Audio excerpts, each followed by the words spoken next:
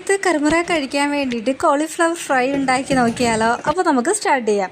അപ്പോൾ നമ്മൾ ഇതുപോലെ മഞ്ഞൾപ്പൊടിയും ഉപ്പും ഇട്ട് വെള്ളം തിളപ്പിച്ചിട്ട് ഒരു 2-3 മിനിറ്റ് വേവിക്കുക കേട്ടോ. എന്നിട്ടൊന്ന് അരിച്ച് മാറ്റിയതിന് ശേഷം 1 സ്പൂൺ മുളക് പൊടി, 1 സ്പൂൺ മല്ലിപ്പൊടി, 1 സ്പൂൺ ഗരം മസാല, അതിലോട്ട് 2 സ്പൂൺ അളവിൽ കോൺഫ്ലവറും അതിനാവശ്യമായിട്ടുള്ള കടലമാവ് കൂടി ചേർത്ത് കൊടുക്കുക. എന്നിട്ട് ആവശ്യത്തിനുള്ള ഉപ്പും ചേർത്ത് ഇഞ്ചി വെളുത്തുള്ളി പേസ്റ്റ് കൂടി ഇട്ട് നന്നായിട്ടൊന്ന് മിക്സ് ചെയ്ത് കൊടുക്കുക കേട്ടോ. എന്നിട്ട് നമുക്ക് 2 സ്പൂൺ അളവിൽ മൈദാ മാവ് കൂടി ചേർത്ത് കൊടുക്കാം.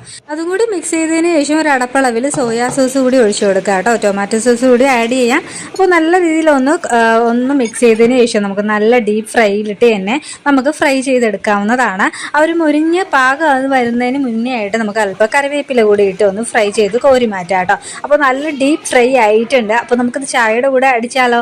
അപ്പോൾ നല്ല നമുക്ക് ടൊമാറ്റോ സോസിൻ്റെ കൂടെയൊക്കെ വെച്ച് കഴിക്കാവുന്നതാണ്. കുട്ടികൾക്കൊക്കെ ഒത്തിരി ഇഷ്ടപ്പെടും. ഇവിടെ വച്ച് 5 മിനിറ്റ് പോലും ആയില്ല, അപ്പോഴേക്ക് കാലിയായിട്ടുണ്ട് ഗൈസ്.